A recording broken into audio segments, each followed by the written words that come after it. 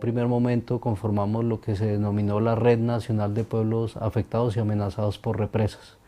A partir de allí empezamos a intercambiar información y posteriormente darnos cuenta que no era suficiente articularnos como red, porque la red era estática, la red se limitaba a intercambiar información, a denunciar, a visibilizar, pero no había una propuesta de fondo. Y fue allí que entonces entendimos que el problema no era el proyecto, el problema es el modelo energético. Y luego entendimos que el problema es minero-energético. Y luego entonces entendimos que el problema es el modelo económico por el cual ha optado el gobierno. El movimiento Ríos Vivos surge como una articulación que además tiene una propuesta de transformación de ese modelo y de esas realidades que son impuestas desde agentes que no habitan los territorios, que no conocen los territorios y que irrespetan la diversidad que habitan esos territorios. Entonces, bajo ese precepto nos articulamos, conformamos el movimiento, primero como red, posteriormente evolucionando a movimiento en el año 2011. Y desde 2011 entonces hemos activando diversas estrategias para hacerle ver a la comunidad nacional, diversos actores de la comunidad nacional, pero también internacional, de la necesidad de preservar esa cultura de río, de visibilizar esas cosas que se pierden cuando se construye una represa, los impactos que se generan, que entre otras cosas, en lugar de solucionar conflictos, los agudiza, esos conflictos estructurales que siempre han tenido en descontento la sociedad colombiana, y por eso entonces surgimos como una articulación nacional.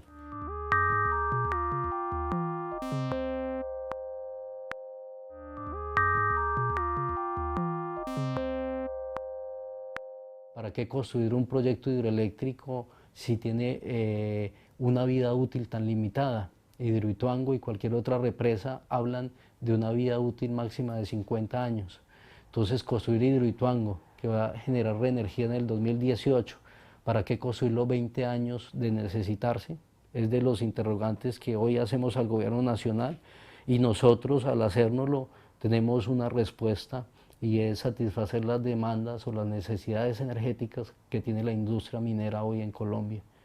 Entonces, estos datos ya la Unidad de Planeación Minera-Energética UDME está diciendo que la demanda futura, la gran demanda de futura de energía son las empresas mineras, pero también las empresas petroleras, que por primera vez en todos los años que se reformula el plan, en el último informe de generación y transmisión, un informe que se publica anualmente con perspectiva de 15 años, aparece por primera vez la demanda de las industrias mineras o de las empresas que se dedican a la extracción de minerales y de petróleo en Colombia.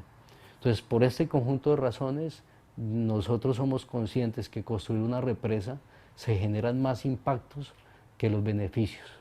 Es decir, en términos de impactos, cuando se habla de cambio climático global, también es importante entonces mencionar que el Estudio Nacional de Investigaciones Espaciales de Brasil, el INE, señala que las represas en el mundo han producido tanto metano que se les podría responsabilizar del 10% de los estragos del cambio climático sobre el planeta.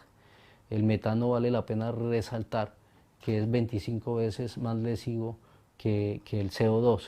Es decir, se están lanzando 104 millones de toneladas por año a la atmósfera de metano a causa de represas. Y esto implicaría que tendríamos que empezar a actualizar esa cifra con la entrada en operación de Hidrosogamoso, con la entrada en operación del Quimbo y otras tantas represas en América Latina que se han venido construyendo bajo el mismo modelo de comercializar la energía y bajo el mismo modelo de desconocer la diversidad y la riqueza cultural que hay en las cuencas de los ríos de Latinoamérica, pero también del resto del mundo.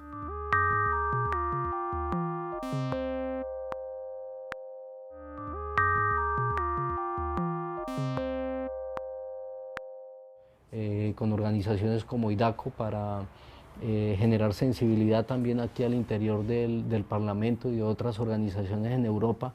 Hemos estado, por ejemplo, trabajando con organizaciones ambientalistas en Alemania, porque hemos encontrado que son diversas empresas las que hoy están invirtiendo en Colombia, y muchas de esas represas no se hubieran construido seguramente, hoy decimos nosotros, si no hubiese existido todo este contexto histórico de conflicto armado. Es decir, comunidades que hubieran podido organizarse, defender sus derechos y participar en los espacios que realmente debían participar. Entonces, si esos espacios se hubieran dado, si este conflicto no hubiera existido, la pregunta es, ¿el proyecto se hubiera adelantado?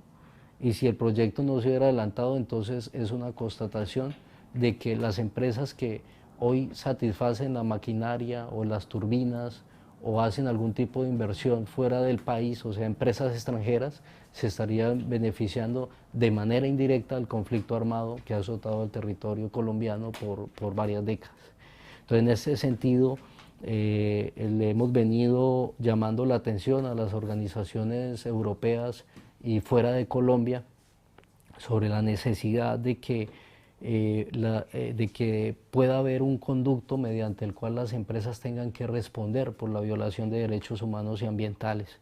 Es decir, para poner un ejemplo concreto, para nosotros como comunidades afectadas no entendemos cómo una empresa como Impregilo de Italia, que fue la encargada de construir el muro de la represa Hidrosogamoso, mientras este muro se levantaba y el proyecto se desarrollaba, 5 presidentes de Junta de Acción Comunal fueron asesinados y hubo una desaparición forzada de un compañero nuestro, Miguel Ángel Pavón, el último víctima dentro de este proyecto, y encontramos un silencio por parte de las empresas. Entonces debe haber un protocolo que obligue o que vincule a que estas empresas tengan la posibilidad de manifestarse, porque así como aquí hay un protocolo en Europa donde las empresas debieran abstenerse de hacer actividades donde haya violación de derechos humanos, la pregunta es ¿y qué pasa después de? En el caso de Euler Hermes, que es una agencia de crédito a la exportación alemana, después de que esta agencia respaldó el crédito, también sucedieron todas estas muertes. Incluso Miguel Pavón estuvo en la reunión de socialización de diálogo, la que hizo Hermes en terreno.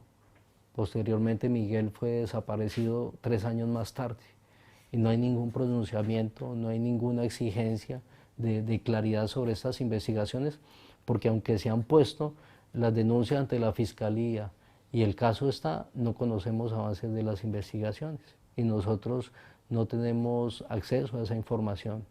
Entonces ahí, frente al conocimiento de esta compleja realidad, la posibilidad de articularse en defensa de los ríos es una causa de humanidad, no es una causa de las comunidades locales solamente. Y en ese sentido caben abogados, caben académicos, incluso también empresarios que cobren dignidad por la defensa de los ríos, están abiertos a defender los ríos de Colombia y del planeta.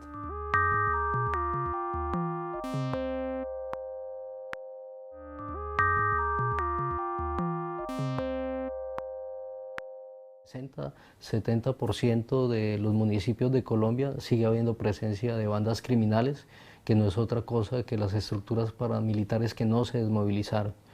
Y seguidamente están las empresas. Nosotros como Movimiento Social Ríos Vivos solicitamos la inclusión de las empresas como actores del conflicto armado.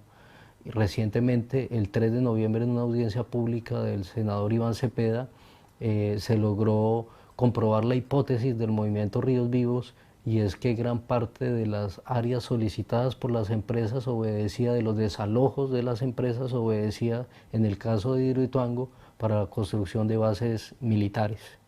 Es decir, hoy EPM, Isagen y otras empresas como Agrogol, Achanti, que son empresas transnacionales, están pagando sumas considerables a la policía y al ejército para la constitución de batallones mineroenergéticos. Hoy hay 20 batallones mineroenergéticos construidos en Colombia. Solo solo EPM pagó 55.000 millones de pesos, Isagen una cifra cercana a los 100.000 millones de pesos, para que tanto la policía como los batallones mineroenergéticos les presten seguridad. Entonces, en este sentido, nosotros cuestionamos cuál es la construcción de política de paz.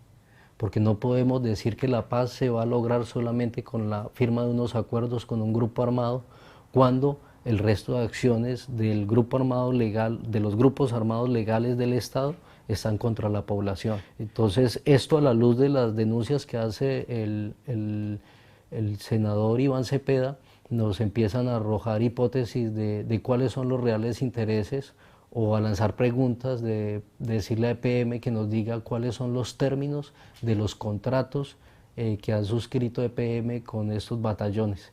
Batallones que son altamente cuestionados hoy.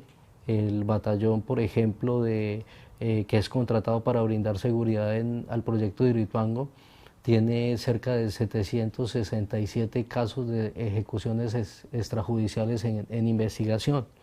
Entonces esto de otro modo también genera temor en la población en términos de organización, en términos de protesta social, y que hoy termina manifestándose de esta manera.